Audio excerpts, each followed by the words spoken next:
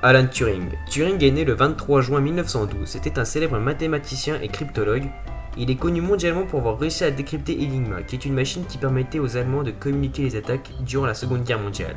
Il réussit cet exploit grâce à une machine qu'il nommera plus tard Christopher, qui était son grand amour de l'époque. Beaucoup d'historiens pensent que grâce à Turing, nous avons remporté la guerre plus rapidement. Et à en croire certaines sources, on aurait gagné 2 ans. Sa machine fut ainsi le premier ordinateur et beaucoup pensent que le logo Apple provient de sa mort, car en effet, Alan Turing s'est suicidé en 1954 et avec une pomme et du cyanure. Numéro 2. Stephen Hawking. Né le 8 janvier 1942 à Oxford, il est actuellement physicien théoricien spécialisé en cosmologie.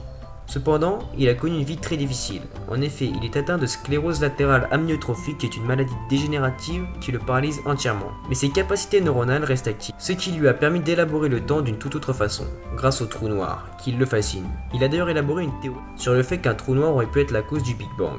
Il a également eu l'idée de ces trous noirs microscopiques qui s'évaporent en émettant des rayonnements, connus sous le nom de rayonnement d'Hawking. Numéro 3. Isaac Newton. Né en 1643, il était un physicien britannique.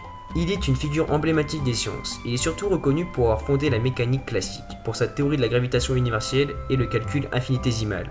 Newton a ainsi, grâce à une pomme tombée sur sa tête, mis au point la théorie de la gravitation universelle. Cependant, elle sera remise en cause par un célèbre moustachu nommé Albert Einstein.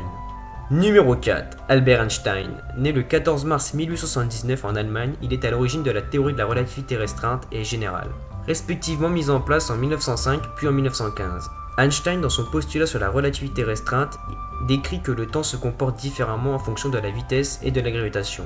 La relativité générale, elle, fonctionne uniquement à l'échelle cosmique. Elle décrit les effets de la gravitation et montre que l'espace est courbe. Bien sûr, nous connaissons tous Einstein grâce à sa célèbre équation E égale mc2.